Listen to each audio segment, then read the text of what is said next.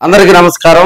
మాజీ మంత్రి సిద్ధా రాఘవరావు చేరిక మరి ఆలస్యం వెనక ఉన్నటువంటి అసలు కథ తెలుసుకునే ప్రయత్నం చేద్దాం. గతంలో 2014 నుంచి 19 వరకు ఆయన ఫుల్ టైం మంత్రిగా సిద్ధా రాఘవరావు గారు పనిచేయటం జరిగింది. తెలుగుదేశం క్యాబినెట్ లో ఎమ్మెల్సీగా, అదేవిధంగా మంత్రిగా, ఎమ్మెల్యేగా అనేక పదవులు, ఆ పదవులకే వన్నె తెచ్చినటువంటి వ్యక్తిగా సిద్ధా రాఘవరావు గారిని చెప్పుకుంటూ ఉంటారు.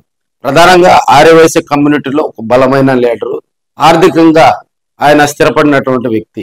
పలు వ్యాపారాల్లో కూడా ఆయన పేదలకు సహాయం చేయటం, అదేవిధంగా పలు వాణిజ్యపరమైనటువంటి వ్యాపారాలు కూడా నడపటంలో ఆయన సిద్ధా రాఘవరావుకు ఒక ప్రత్యేకమైనటువంటి గుర్తింపు ఉంది.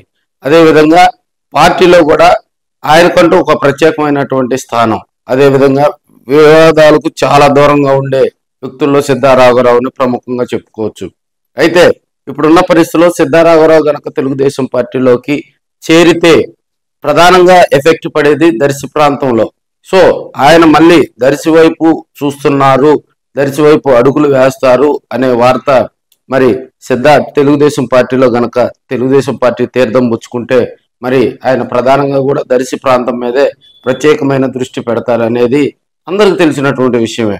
సో ఇప్పుడున్న పరిస్థితుల్లో కూడా సిద్ధా రాఘవరావు మళ్ళీ యాక్టివ్ గనక అయితే అక్కడ ఎఫెక్ట్ అయ్యేది గొట్టిపాటి లక్ష్మి. తెలుగుదేశం పార్టీ దర్శి ఇన్ఛార్జిగా కూడా ఆమె 2024 ఎన్నికల్లో పోటీ చేయడం జరిగింది. బూచేపల్లి శివప్రసాద్ రెడ్డి మీద మరి స్వల్ప మెజార్టీ తోటి ఆమె ఓడిపోవటం జరిగింది. ఇప్పుడున్న పరిస్థితుల్లో గొట్టిపాటి లక్ష్మి బాబాయ్ గొట్టిపాటి రవికుమార్ గారు కూడా మరి తెలుగుదేశం పార్టీలో యాక్టివ్ గా ఉన్నారు. ఇప్పుడున్న రాజకీయ కోణంలో గనక చూస్తే మరి సిద్ధా రాఘవరావుకు మంత్రి గొట్టిపాటి రవికుమార్ షాక్ ఇవ్వనున్నారా అనేది ఒక తెరవనకు కూడా వినిపిస్తున్నటువంటి అంశం.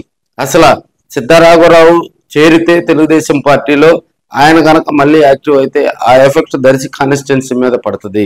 సో ఇది గమనించినటువంటి తెలుగుదేశం పార్టీలో యాక్టివ్ గా ఉన్నటువంటి మంత్రి గొట్టిపాటి కొంత జాప్యం చేస్తున్నారు అనేది ఒంగోలు దర్శి ప్రాంతంలో కూడా వినిపిస్తున్నటువంటి అంశం.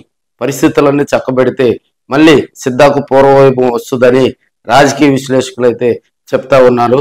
వాస్తవంగా సిద్ధా రాఘవరావు గారు ఈ నెలలోనే మరి తెలుగుదేశం పార్టీ తీర్థం పుచ్చుకోవాలి, పార్టీలో చేరే అంశం కూడా మరి ఈ నెలలోనే ముహూర్తం సెట్ చేసుకున్నా కూడా లాస్ట్ మినిట్ లో మరి గొట్టిపాటి షాక్ ఇచ్చారని కొంత టాక్ అయితే వినిపిస్తా ఉంది.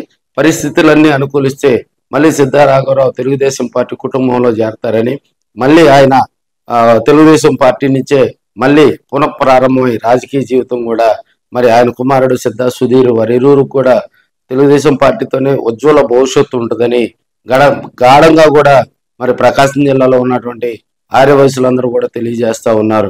చూద్దాం మరికొన్ని రోజుల్లో కూడా సిద్ధాకు మరి రోజులు మారతాయని, సిద్ధాకు గ్రీన్ సిగ్నల్ రానుందని కూడా మనం తెలియజేసుకోవచ్చు.